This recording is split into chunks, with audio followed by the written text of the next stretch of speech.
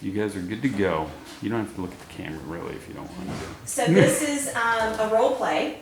It's a phone conversation between caregiver and the office. Ring, ring, ring, ring. Hello, Seniors Helping Seniors. How may I help you? Hey, Belinda fell and she hit her head and couldn't get up. I think she really hurt herself. I thought it was an emergency, so I called her son. He said to call 911 and he's on his way. But by the time he got here, she was unconscious. He was really mad that I didn't call 911. EMS came and took her to the hospital about 10 minutes ago. I'm just calling to let you know. I'll be leaving my shift early. Now, who is this and who is the client? Oh, this is Susie Q. I'm with Belinda Headfall. So, let's see if I'm understanding. Belinda fell and hit her head and couldn't get up. You called her son and he instructed you not to call 911. He came and she was unconscious, and then you called 911. EMS came and brought Belinda to the hospital, and now you're calling to fill me in and let me know that you're leaving early because of this? Do I have all this right? Yep. Okay, just so that can be in the video. Okay, so initial reactions on that scenario. What didn't go right? Which they should have called 911 immediately. Yeah, so the protocol is call 911 immediately, call the office, and the office will call the family, right? That's the correct protocol. Right. So, what could have happened in this scenario?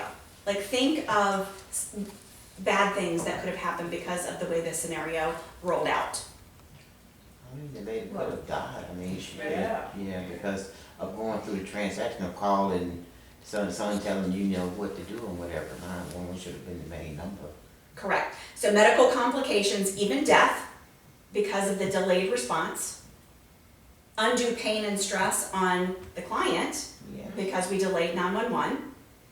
Maybe the family's angry now, right? They told you not to call 911, but now something bad's happened. So how do you think the relationship between the client and that caregiver is after this scenario? It's gonna be bad. It's gonna be bad. And what about the trust that they might have with Seniors Helping Seniors? It's gonna be damaged. It's gonna be damaged, right? So you think something innocent, right? The family tells me not to call 911 and call them, right? Scenario could be medical complications leading to death, bad relationship now between caregiver and family, and Seniors Helping Seniors in that client.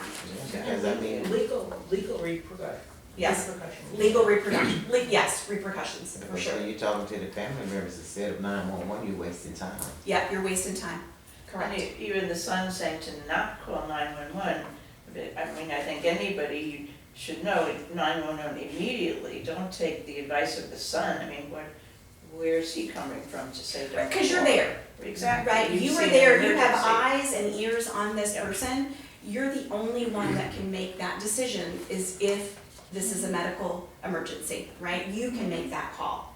It's always best to call 911 if you think there's an issue versus delaying, calling the office, trying to get advice from somebody. It's always best. Yep. Your gut, your instinct is this an emergency? Okay?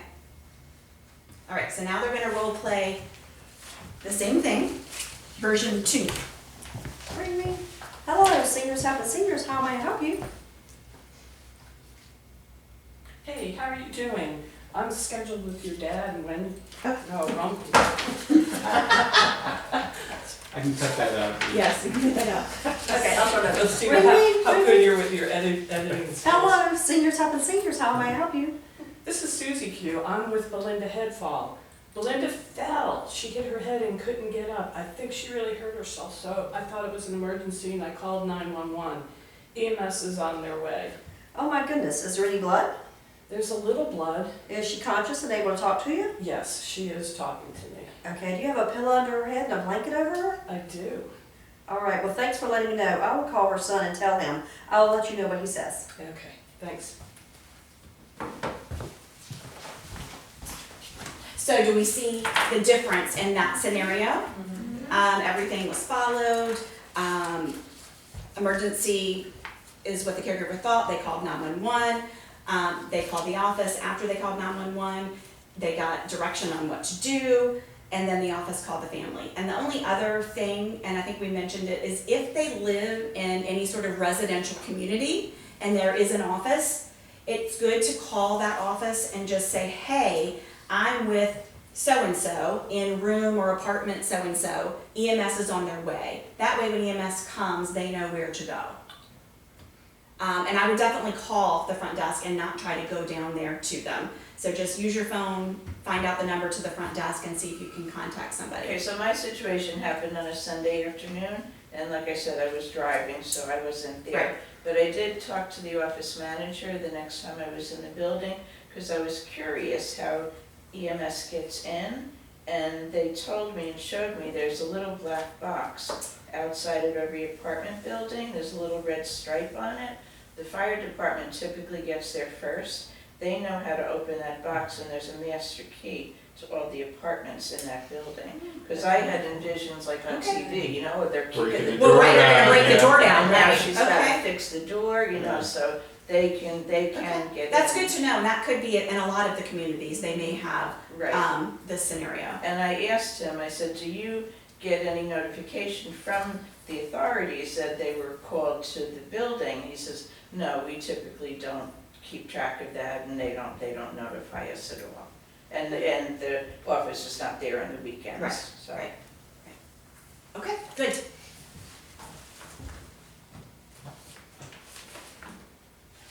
Okay, the next scenario is, it's a face-to-face conversation between a caregiver and a client's family. So face-to-face, you're probably at the client's home, so caregiver and client's family.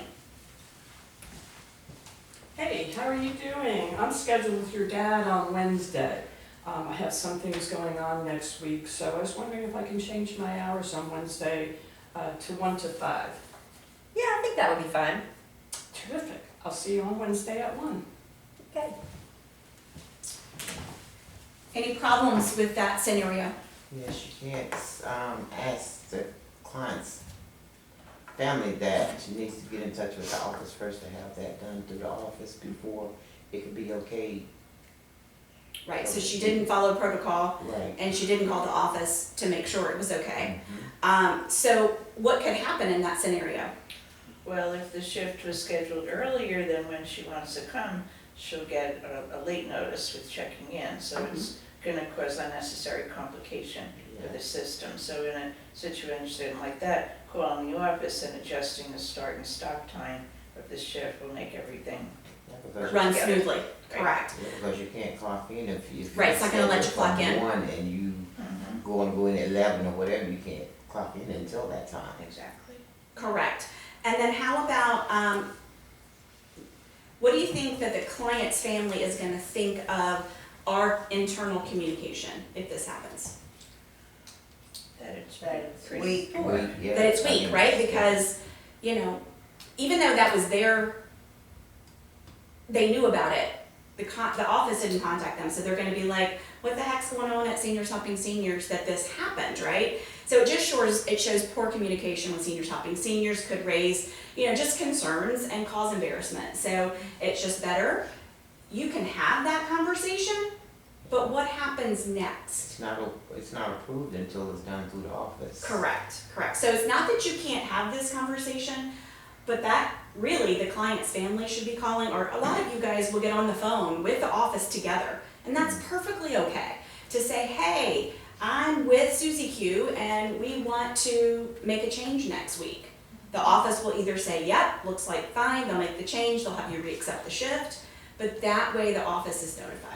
And I have to do that a lot because my client's family is not local, so I'm the one that's aware of all her doctor appointments, and typically I'm with her when they're scheduled, and sometimes they're scheduled off shift time.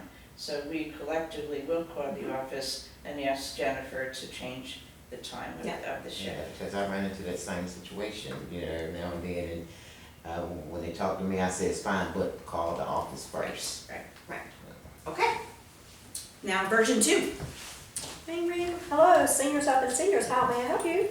Hey, Hey, how are you doing? This is Wendy Meadows. I have some things going on next week, and I was wondering if I can change my hours on Wednesday with Roger Hammerstein to 1 to 5.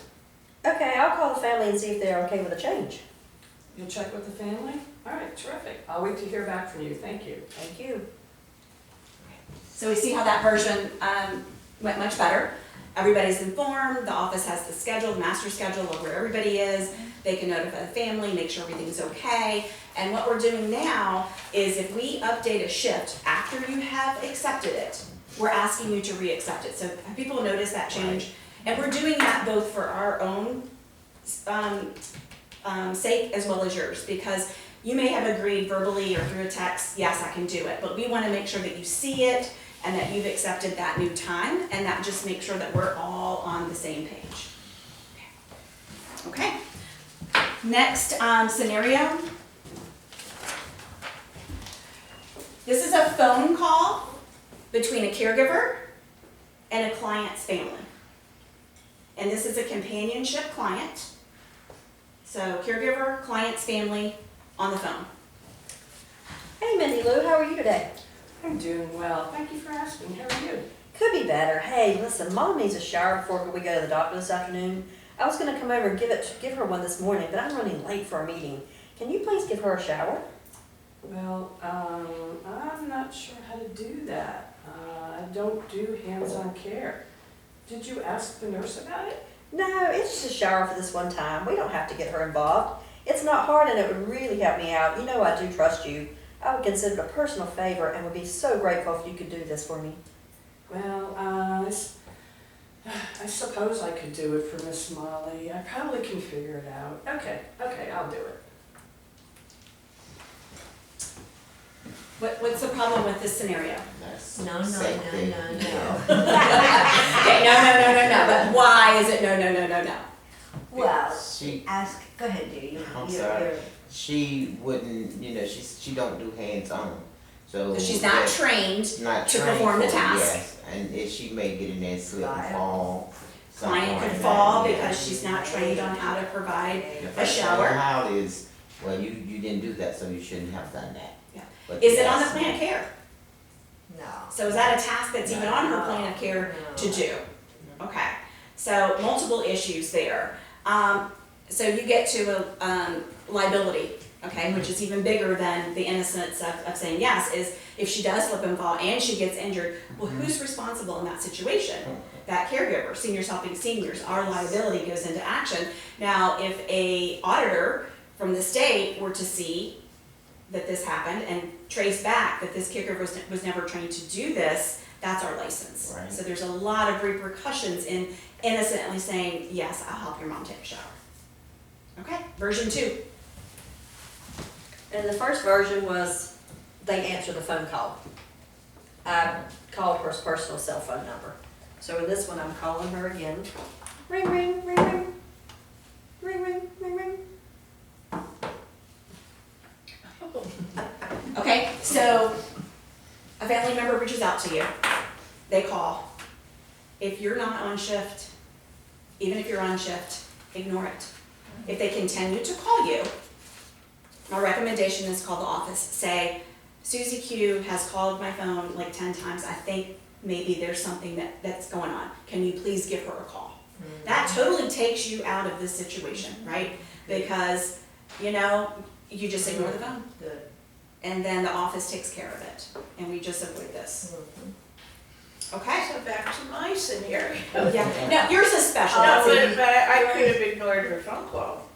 You could have, and she would have then eventually called probably 911 herself. Like she would have figured out, I mean, it's her mother, but you are an easy go-to because she knew you'd take care of it, right? You're a trusting person and you got a relationship with her mother. But I've probably done the same thing. I mean, that he calls, I'm starting to get scared that something's wrong with her and stuff, and, my instinct would be to answer the phone. Right, and again, I said 3 times in 5 years, if the daughter was such, called me every week, bring a loaf of bread, stop and buy milk, then I would ignore it, but Yeah. because it was such an unusual phone call from her on a Sunday, I did answer it. Okay. Okay, so we have a version 3 to this scenario, and this is a face-to-face conversation. So this is the caregiver having a face-to-face conversation with the family member. Hey Minnie Lou, how are you today? I am doing well, how are you? Could be better. Hey, listen, Mom needs a shower before we got to the doctor this afternoon, and I'm really late for a meeting. Do you think you could give her a shower? Well, I'm not trained for hands-on care. Did you ask our nurse about it? No, it's just a shower this one time. We don't have to get her involved. It's not hard, and it would really help me out. You know I do trust you. I would consider it a personal favor. You're like part of the family if you would do this for me. Oh, I'm really sorry. I would really like to help, but I'm not allowed to perform a task that's not on the plan of care, and I'm not trained for it. Okay. So see how she appropriately said, look, I'm not trained to do this, it's not on the plan of care. Now, maybe that family member, we didn't escalate this, but maybe they get angry at you or whatever. Then you just simply stay firm. Please call the office. They'll be happy to help you, but I'm not trained. I'm not gonna risk my, my job to do something that I'm not trained to do. Okay, so I think that is all of our scenarios. Any questions, different scenarios, different things that maybe you have been put in that you question? That we can help? What,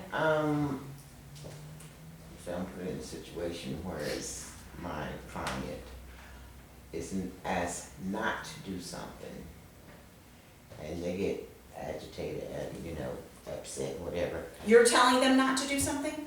I'm asking them not to. Oh, you're asking them because not to do yeah. something, okay. And the husband is asking to, but she does it anyway. And the husband says, well, why didn't you stop her? You know, I can ask her, I can plead with her not to, talk to her, but there's nothing else I can do. And that's correct. You can ask, you can distract, you can do everything that you can. At the end of the day, you cannot force somebody That's what to do something. Yeah. I mean, so we have things we can do, we can walk away. She's got dementia, because I know who you're talking about, Yes. so you can walk away, you can try a different manner in which to speak to her, and you might get a different response. But at the end of the day, if you have tried, as long as it's not harming her, right? The No, question is are they gonna harm themselves or do harm to someone else? No, it's not harming her, it's like feeding animals, she overfeeds. And, you know, with her situation or whatever, by the time we do it one time to get back to the house, you know. She doesn't remember. Right. So, I mean, I tries and I go with her, you know, to make sure she doesn't get hurt or anything. And I finally, I talks to her, you know, at the barn and stuff, well, these are not your animals. Please don't feed them and stuff. Well, it goes in a situation where her husband shouldn't have rented the barn, they heard, you know. But it just boils down to she really, you know, get upset kind of way. Remember why you stop her? I tried, Yeah. you know, but that's the only thing I can do. Is there a way to put only enough food for that day out and she can't have access or see? Other food? She is, the hay is like open Oh, okay, access. it's for the horses. Okay. Yes, and there's another set of horses. I don't know how many she's had in a while, but I know it's just one Roxy out there. Mhm. But when she goes, she says, no animal needs to be out here locked up, can't get something to eat, and you know, it's not your other horse, they're not yours. Well, they are in my barn, so. If she does, she does. I If she explain. feeds them a little extra hay, Yeah. Yeah. I Happy just- horse. I explained to her, you know, I told her, you know. Yeah. Might be a fat horse, but it's a happy horse. But I